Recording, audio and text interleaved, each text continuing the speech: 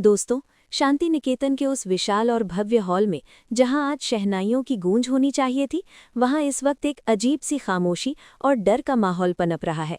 और ये मैं आपको हवा में नहीं बता रही, बल्कि फिल्म सिटी के सेट नंबर 7 के ठीक बाहर खड़े होकर मेकअप रूम के अंदर से जो फुसफुसाहटें मेरे कानों तक पहुंची हैं, वो सीधे आप तक पहुंचा रही हूं। मनीषा रिव्यू के इस एक्सक्लूसिव खुलासे में आज हम उस पर्दे को उठाने जा रहे हैं जिसके पीछे नोइना का वो अतीत छिपा है जो मिहिर वीरानी के पैरों तले जमीन खिसका देगा। जैसा कि आप जानते हैं, मैं मनीषा पिछले कई सालों से यहीं फिल्म सिटी में काम करती हूं और राइटर्स के रूम से लेकर एडिटिंग टेबल तक जो खबरें ऑफ रिकॉर्ड दबा दी जाती हैं, वो मेरे पास सबसे पहले पहुंचती हैं। आज की कहानी सिर्फ एक शादी के टूटने की नहीं है, बल्कि एक ऐसे धोखे की है जो पिछले 6 महीनों से वीरानी परिवार की आंखों में धूल झोंककर पनप रहा था। सेट पर मौजूद सूत्रों ने पुष्टि कर दी है कि आने वाले महा एपिसोड की स्क्रिप्ट में एक नए किरदार का नाम जुड़ चुका है, विक्रम, और ये नाम शांति निकेतन की दीवारों को हिलाने के लिए काफ़ी है। कहानी की शुरुआत आज उस मंजर से होती है जहां शांति निकेतन को एक दुल्हन की तरह सजाया गया है। फूलों की महक और मिठाइयों की खुशबू के बीच एक सड़ान भी है, झूठ की सड़ान। नोइना, जो खुद को अगली मिसेज मिहिर वीरानी मानकर बैठी है, अपने कमरे में तैयार हो रही है। आमतौर पर एक दुल्हन के चेहरे पर शर्म और खुशी की लाली होनी चाहिए, लेकिन अगर आप कैमरे के क्लोजअप शॉट को ध्यान से देखेंगे, जैसा कि मैंने एडिटिंग मॉनिटर पर देखा था, तो नोइना के माथे पर पसीने की बारीक बूंदें हैं। वो बार बार अपने फ़ोन को देख रही है। हर एक नोटिफिकेशन पर उसकी रूह कांप जाती है। दरअसल कल रात संगीत सेरेमनी के बाद नोइना को एक अनजान नंबर से मैसेज आया था। उस मैसेज में कोई धमकी नहीं थी, बस एक पुरानी तस्वीर थी, एक धुंधली सी तस्वीर जिसमें नोइना किसी मंडप में बैठी है और उसके साथ मिहिर नहीं बल्कि कोई और है। ये वही विक्रम है जिसकी एंट्री अब शो की टीआरपी के सारे रिकॉर्ड तोड़ने वाली है। नोइना का हाथ कांप रहा है। वो सिंदूर की गिब्बी उठाती है, लेकिन उसकी उंगलियों की पकड़ ढीली पड़ जाती है। उसे लग रहा है कि उसने हर सबूत मिटा दिया था, हर वो सुराग जला दिया था जो उसे उसके पिछले जीवन से जोड़ता है। लेकिन वो ये भूल गई कि पाप का घड़ा जब भरता है तो वो सबसे पहले उसी चौखट पर फूटता है जहां उसे सबसे ज्यादा सुरक्षित महसूस होता है। उधर मिहिर वीरानी अपने कमरे में शेरवानी पहन रहे हैं, लेकिन उनकी आंखों में वो चमक नहीं है जो एक दूल्हे की आंखों में होनी चाहिए। मिहिर का किरदार हमेशा से ही फर्ज और भावनाओं के बीच पिसता रहा है। वो आईने में खुद को देखते हैं, लेकिन उन्हें अपना प्रतिबिंब नहीं बल्कि तुलसी का चेहरा दिखाई देता है। मिहिर को लग रहा है कि वो ये शादी सिर्फ इसलिए कर रहे हैं ताकि परिवार में शांति बनी रहे, या शायद नोइना के उस इमोशनल ब्लैकमेल के कारण जिसने उन्हें जकड़ रखा है। लेकिन मिहिर को इस बात का रत्ती भर भी अंदाज़ा नहीं है कि जिस औरत के साथ वो 7 फेरे लेने जा रहे हैं, वो कानूनी और सामाजिक रूप से पहले से ही किसी और की पत्नी है। फिल्म सिटी में हमारे सूत्रों ने बताया है कि विक्रम का किरदार कोई छोटा मोटा रोल नहीं है। विक्रम नोइना का वो अतीत है जिसे उसने मरा हुआ घोषित कर दिया था। कहानी में ट्विस्ट ये है कि नोइना ने मिहिर को बताया था कि वो अनाथ है और दुनिया में अकेली है, लेकिन असलियत यह है कि उसने अपनी महत्वाकांक्षाओं को पूरा करने के लिए अपने पति विक्रम को छोड़ दिया था और एक नई पहचान के साथ मुंबई आई थी। विक्रम, जो अब तक कोमा में था या शायद जेल में, इस पर अभी सस्पेंस बरकरार है, अब वापस आ चुका है और वो सीधा शांति निकेतन के मुख्य द्वार पर दस्तक देने वाला है। इस पूरे ड्रामा के बीच गायत्री चाची का रोल सबसे दिलचस्प होने वाला है। आप जानते हैं कि गायत्री की नज़रों से कुछ नहीं छिपता। जहां पूरा घर शादी की तैयारियों में व्यस्त है, गायत्री की छठी इंद्रिय उसे चेतावनी दे रही है। पिछले कुछ एपिसोड्स में आपने नोटिस किया होगा कि कैसे गायत्री ने नोइना को तुलसी के नाम पर डराया था, लेकिन आज सुबह गायत्री ने नोइना के कमरे के डस्टबिन में कुछ ऐसा देखा है जिसने उसके शक को यकीन में बदल दिया है। वो एक फाड़ा हुआ लिफाफा था जिस पर एक वकील का स्टैंप लगा था। गायत्री, जो खुद को इस घर की सबसे चालाक खिलाड़ी मानती है, समझ गई है कि नोइना कुछ बहुत बड़ा छिपा रही है। गायत्री अभी चुप है। वो कोई तमाशा नहीं करना चाहती जब तक उसके हाथ में पक्का सबूत ना आ जाए। वो धीरे धीरे नोइना के कमरे की तरफ बढ़ रही है, जहां नोइना अपने फ़ोन पर किसी से दबी आवाज़ में चिल्ला रही है, तुम यहाँ नहीं आ सकते, मैंने तुम्हें पैसे भिजवा दिए थे। ये संवाद मैंने खुद डबिंग स्टूडियो के बाहर सुना है और नोइना की आवाज़ में जो खौफ था वो बता रहा था कि खेल अब उसके हाथ से निकल चुका है। गायत्री दरवाजे के पीछे खड़ी होकर सब सुन रही है और उसके चेहरे पर एक कुटिल मुस्कान है। उसे लग रहा है कि उसे नोइना की दुखती रग मिल गई है, लेकिन गायत्री को भी ये नहीं पता कि ये विक्रम नाम का तूफान सिर्फ नोइना को नहीं बल्कि पूरे वीरानी परिवार की इज्जत को तार तार कर देगा। माहौल तब और गर्म हो जाता है जब बारात आने का समय होता है। बा, जो व्हील चेयर पर है और जिनकी आंखों में आज भी तुलसी की वापसी की उम्मीद है, वो दरवाजे पर टकटकी लगाए देख रही हैं। तभी एक काली गाड़ी शांति निकेतन के गेट पर आकर रुकती है। सिक्योरिटी गार्ड्स उसे रोकने की कोशिश करते हैं, लेकिन गाड़ी से उतरने वाला शख्स कोई साधारण मेहमान नहीं लगता। उसका पहनावा साधारण है, लेकिन उसकी चाल में एक अजीब सा गुस्सा और अधिकार है। ये विक्रम है। हमारे प्रोडक्शन के दोस्तों ने बताया कि इस सीन को शूट करते समय सेट पर पिन ड्रॉप साइलेंस था। विक्रम के हाथ में एक लाल रंग का जोड़ा है, वही जोड़ा जो नॉयना ने अपनी पहली शादी में पहना था। वो सुरक्षा घेरा तोड़कर अंदर नहीं घुसता, बल्कि वहीं खड़ा होकर जोर से चिल्लाता है, नॉयना। उसकी आवाज़ इतनी बुलंद है कि ढोल नगाड़ों का शोर भी उसके आगे फीका पड़ जाता है। अंदर मंडप में बैठी नॉयना के कानों में जब ये आवाज़ पड़ती है तो उसके हाथ से पवित्र नारियल छूट कर गिर जाता है। ये एक अपशगुन है, लेकिन वीरानी परिवार इसे सिर्फ एक संयोग मान रहा है, सिवाय मिहिर के। मिहिर की भौहें तन जाती हैं। उसे वो आवाज़ जानी पहचानी नहीं लगती, लेकिन उस आवाज़ में जो दर्द और दावा है वो मिहिर जैसे संवेदनशील इंसान को बेचैन कर सकता है। मैं मनीषा आपको ये दावे के साथ कह सकती हूँ कि ये जो सीन आने वाला है वो भारतीय टेलीविजन के इतिहास में सबसे ज्यादा देखे जाने वाले पलों में से एक होगा। नॉयना का चेहरा पीला पड़ चुका है। वो जानती है कि अगर विक्रम अंदर आ गया तो उसकी सारी मेहनत, उसका सारा षड्यंत्र और वीरानी खानदान की बहू बनने का उसका सपना सब ताश के पत्तों की तरह बिखर जाएगा। वो बहाना बनाती है, मुझे चक्कर आ रहे हैं, और मंडप से उठने की कोशिश करती है। उसकी मंशा है कि वो किसी तरह बाहर जाकर विक्रम को रोके, उसे और पैसे दे या उसके पैरों में गिरकर भीख मांगे। लेकिन गायत्री, जिसने दरवाजे पर हुए शोर को नोटिस कर लिया है, वो नॉयना के कंधे पर हाथ रखती है और उसे नीचे बैठा देती है। गायत्री की आंखों में एक चुनौती है, जैसे वो कह रही हो, बैठो बहू, आज तो फैसला होकर रहेगा। गायत्री ने अपने वफादार नौकर को इशारा कर दिया है कि बाहर जाकर पता लगाएं कि शोर कैसा है। ये विडंबना देखिए, जिस गायत्री ने तुलसी को घर से निकालने के लिए क्या कुछ नहीं किया, आज वही गायत्री अनजाने में तुलसी की जगह लेने वाली इस धोखेबाज औरत का पर्दाफाश करने की तैयारी कर रही है। नॉयना अब पूरी तरह घिर चुकी है। एक तरफ अग्नि का फेरा है जो उसे मिहिर से बांधने वाला है, और दूसरी तरफ उसका अतीत है जो उस बंधन को जलाने के लिए खड़ा है।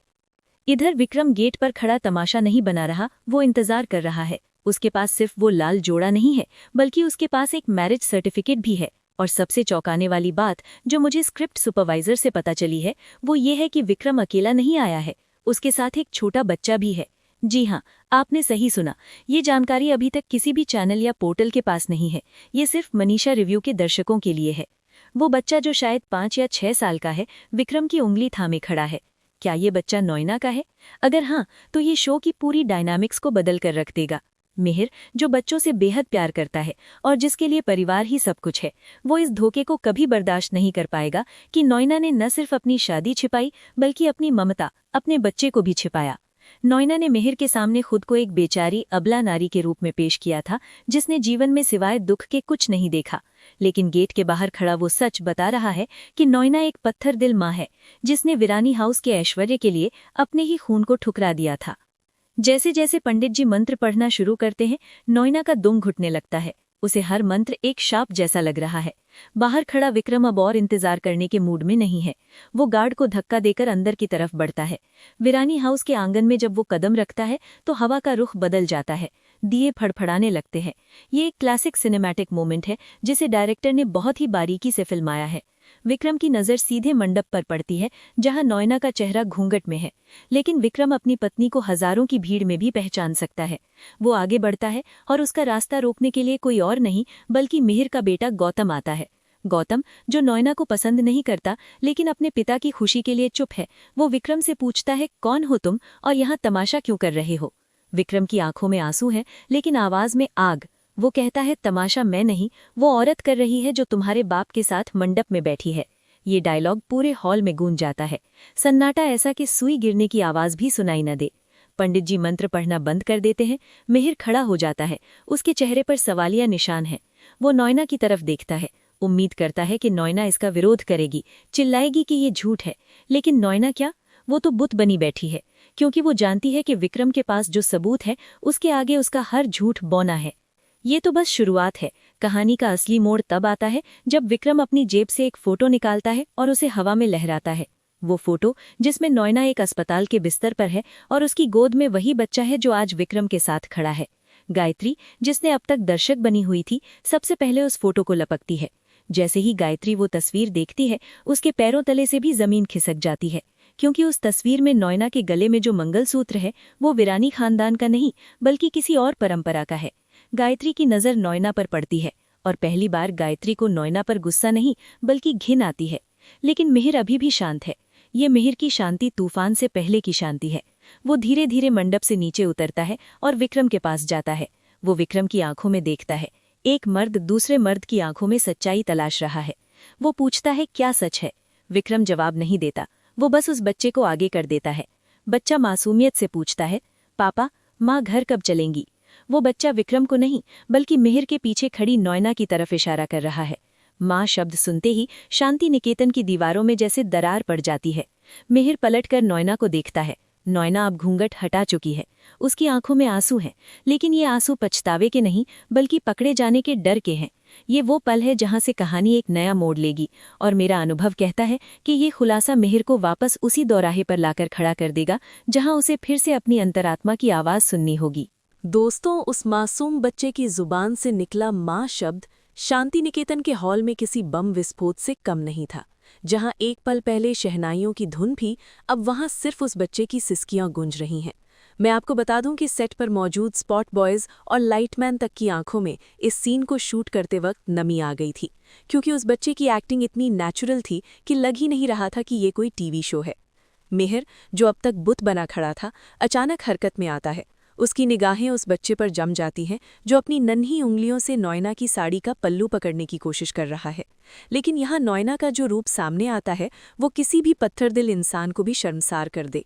अपनी पोल खुलते देख और वीरानी खानदान की दौलत को हाथ से फिसलता देख नॉयना उस बच्चे को प्यार से गले लगाने की बजाय उसे झटक देती है। जी हाँ, आपने सही सुना।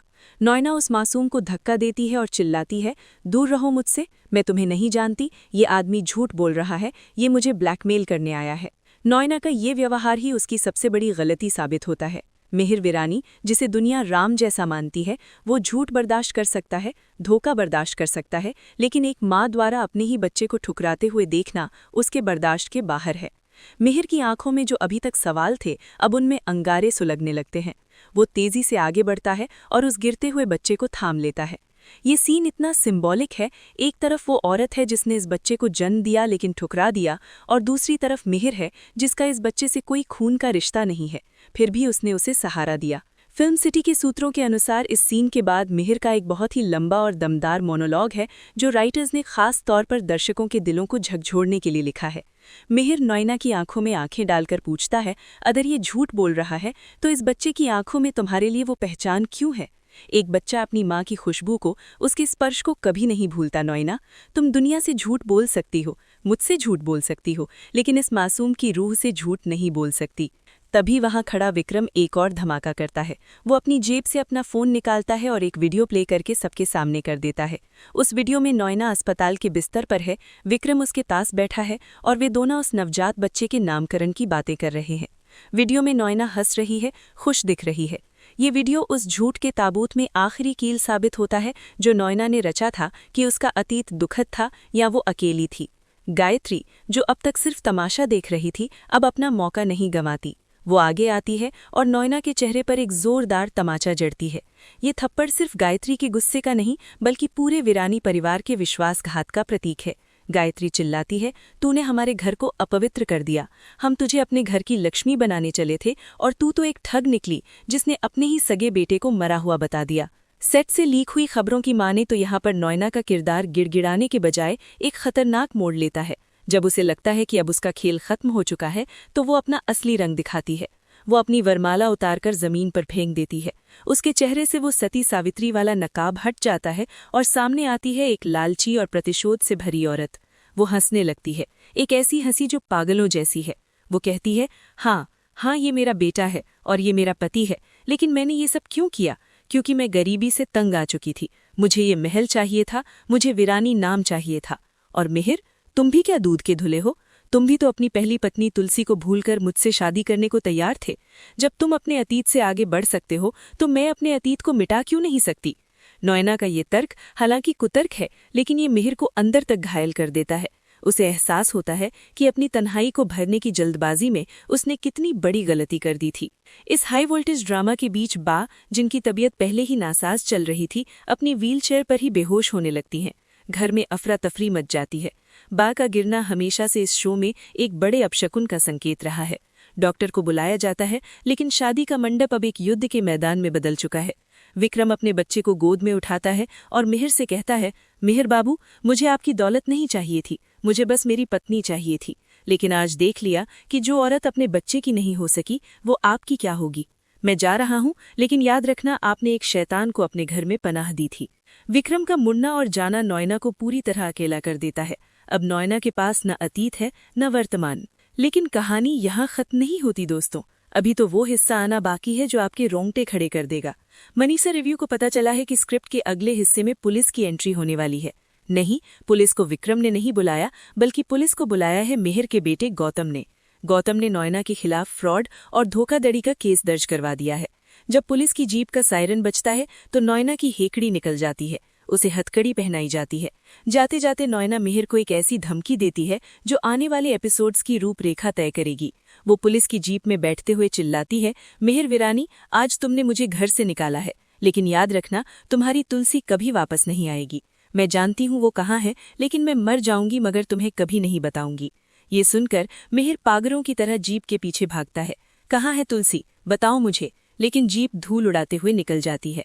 मिहिर सड़क के बीचों बीच घुटनों के बल गिर पड़ता है। उसकी शेरवानी धूल से सनी है, पगड़ी खुल चुकी है। ये वही जगह है जहां से शो में एक नया अध्याय शुरू होगा, तुलसी की खोज। नॉयना का ये खुलासा कि वो जानती है तुलसी कहाँ है, इस बात का सबूत है कि नॉयना और तुलसी के गायब होने के बीच कोई गहरा कनेक्शन है।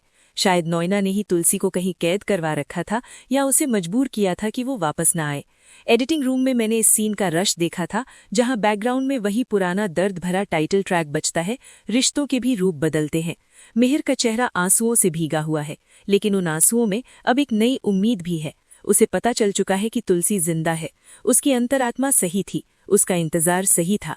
ये शादी का टूटना दरअसल मिहिर के लिए एक श्राप नहीं, बल्कि वरदान साबित हुआ है। अब कैमरा फोकस करता है घर के अंदर, जहां गायत्री एक कोने में खड़ी मुस्कुरा रही है। उसे नॉयना के जाने का गम नहीं है, बल्कि खुशी इस बात की है कि घर की चाबी अभी भी उसी के पास रहेगी। लेकिन गायत्री को ये नहीं पता कि नॉयना जाते जाते जो आग लगाकर गई है, वो गायत्री के अरमानों को भी जला सकती है। मिहिर अब वो पुराना शांत मिहिर नहीं रहेगा। तुलसी की खबर ने उसके अंदर सोए हुए शेर को जगा दिया है।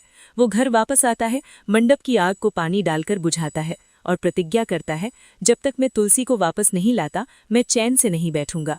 ये सीन इतना पावरफुल है कि ये दर्शकों को 20 साल पुराने उस दौर की याद दिला देगा जब मिहिर और तुलसी की जोड़ी टीवी पर राज करती थी। लेकिन दोस्तों, कहानी में एक छोटा सा ट्विस्ट और है जो शायद आपको कोई और न बताए। जब पुलिस नॉयना को ले जा रही थी तो सेट पर मौजूद एक जूनियर आर्टिस्ट ने मुझे बताया कि नॉयना ने अपनी मुट्ठी में एक कागज का टुकड़ा भींच रखा था। वो कागज क्या था? क्या वो तुलसी का पता था या फिर कोई और राज जो वो जेल ले गई? अगले पार्ट में मैं आपको बताऊंगी कि आखिर हरिद्वार के उस घाट पर क्या शूटिंग चल रही है, जहां की तस्वीरें कल रात सोशल मीडिया पर वायरल हुई थी। क्या मिहिर हरिद्वार जाने वाला है? और क्या विक्रम का रोल यहीं खत्म हो गया, या वो तुलसी को ढूंढने में मिहिर की मदद करेगा? क्योंकि विक्रम भी नॉयना से नफरत करता है और दुश्मन का दुश्मन दोस्त होता है। जुड़े रहिए मनीषा रिव्यू के साथ, क्योंकि अगले वीडियो में हम हरिद्वार के उस सेट का विश्लेषण करेंगे जहां एक महिला को साध्वी के वेश में देखा गया है। पुलिस की जीप के धूल के गुबार में ओझल होने के बाद शांति निकेतन के उस भव्य द्वार पर जो सन्नाटा छाया, वो किसी तूफान के गुजर जाने के बाद की खामोशी जैसा था। लेकिन मैं मनीषा आपको बता दूं कि ये कहानी का अंत नहीं, बल्कि उस अध्याय का आरंभ है जिसका इंतजार हम और आप पिछले 6 सालों से कर रहे थे। फिल्म सिटी के गलियारों में इस वक्त अगर किसी चीज़ की चर्चा है तो वो है सेट नंबर 12 की, जिसे रातों रात हरिद्वार के घाट में तब्दील कर दिया गया है। जी हाँ, आपने बिल्कुल सही सुना। नॉयना के जाने के बाद शो की कहानी मुंबई की चकाचौंध से निकलकर सीधे गंगा किनारे पहुंचने वाली है। और मेरे पास उस स्क्रिप्ट की एक्सक्लूसिव जानकारी है जो अभी तक किसी भी न्यूज़ चैनल के पास नहीं है। वापस आते हैं उस सीन पर जहां मिहिर दरवाजे पर खड़ा है। नॉयना की धमकी, मैं जानती हूँ तुलसी कहाँ है, मिहिर के कानों में पिघले हुए शीशे की तरह गूंज रही है। वो हताश होकर मुड़ता है, लेकिन तभी उसकी नज़र विक्रम पर पड़ती है। विक्रम जो अपने बच्चे को लेकर जाने ही वाला था, रुक जाता है। ये एक बहुत ही इमोशनल सीन है। विक्रम मिहिर के पास आता है और अपनी जेब से एक छोटी सी डायरी निकालता है। ये डायरी नॉयना की है, जो वो जल्दबाजी में कमरे में ही छोड़ गई थी। विक्रम कहता है, मिहिर साहब, मेरी पत्नी ने मेरा घर तोड़ा, मैं नहीं चाहता कि उसकी वजह से आपका घर भी हमेशा के लिए टूट जाए। इस डायरी में पिछले कुछ महीनों के हिसाब किताब हैं और इसमें बार बार एक ही जगह का जिक्र है, हर की पौड़ी हरिद्वार।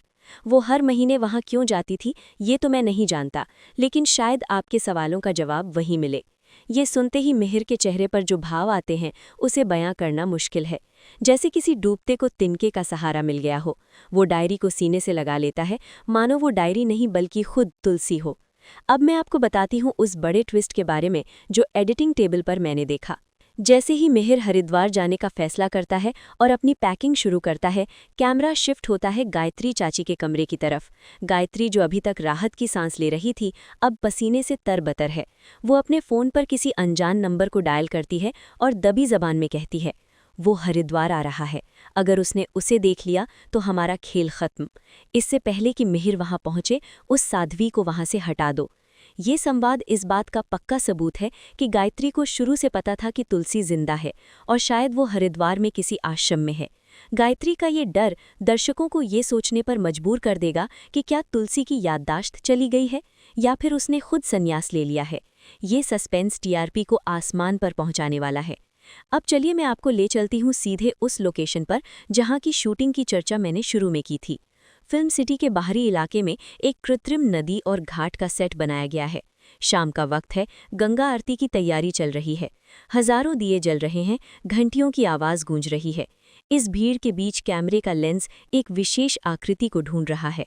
भगवा रंग की साड़ी, माथे पर बड़ा सा टीका और हाथों में पूजा की थाली। चेहरा अभी तक नहीं दिखाया गया है, सिर्फ पीठ दिखाई दे रही है। वो महिला गंगा में दिया प्रवाहित करती है और उसके होंठ फड़फड़ाते हैं। वो कोई मंत्र नहीं पढ़ रही, बल्कि वो गा रही है।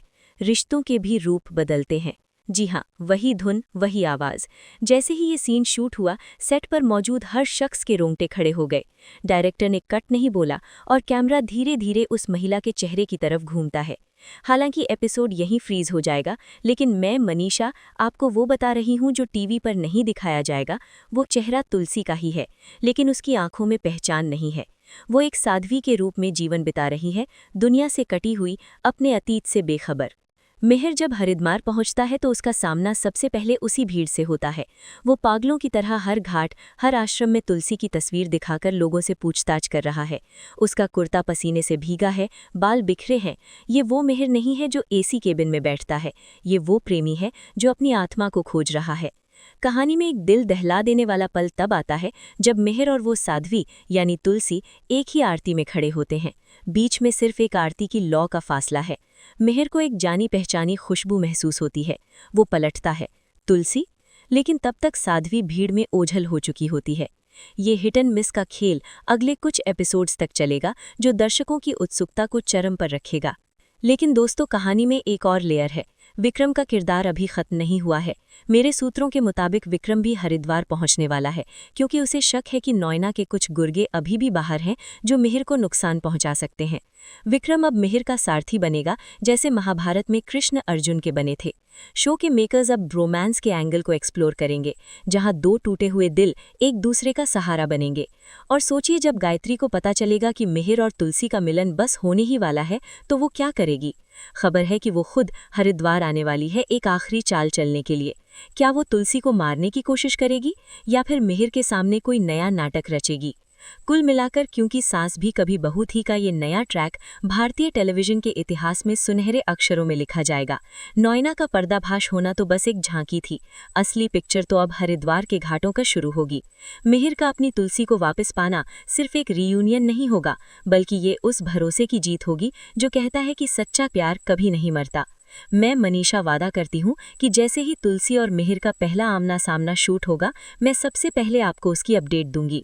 मेरे पास खबर है कि अगले हफ्ते एक महासंगम एपिसोड शूट होने वाला है, जिसमें शायद, सिर्फ शायद, तुलसी की याददाश्त वापस आने का कोई सीन हो सकता है। तो दोस्तों, ये था मनीषा रिव्यू का आज का महाविश्लेषण और आने वाली कहानी का एक्सक्लूसिव खुलासा। आपको क्या लगता है, क्या गायत्री अपनी चाल में कामयाब होगी? क्या साध्वी बनी तुलसी मिहिर को पहचान पाएगी? और नॉयना जेल से क्या नई मुसीबत खड़ी करेगी? अपने जवाब और थ्योरीज नीचे कमेंट बॉक्स में ज़रूर लिखें। मैं पर्सनली सारे कमेंट्स पढ़ती हूँ। और हाँ, अगर आप चाहते हैं कि फिल्म सिटी की ऐसी ही चटपटी और सच्ची खबरें आपको सबसे पहले मिले तो अभी के अभी मनीषा रिव्यू को सब्सक्राइब करें और वो घंटी वाला बटन दबाना ना भूलें, वरना वीरानी परिवार का कोई बड़ा राज आपसे मिस हो जाएगा। मैं हूँ मनीषा, मिलती हूँ आपसे अगले वीडियो में एक और बड़े धमाके के साथ। तब तक के लिए टीवी देखते रहिए और अपडेटेड रहिए। नमस्ते।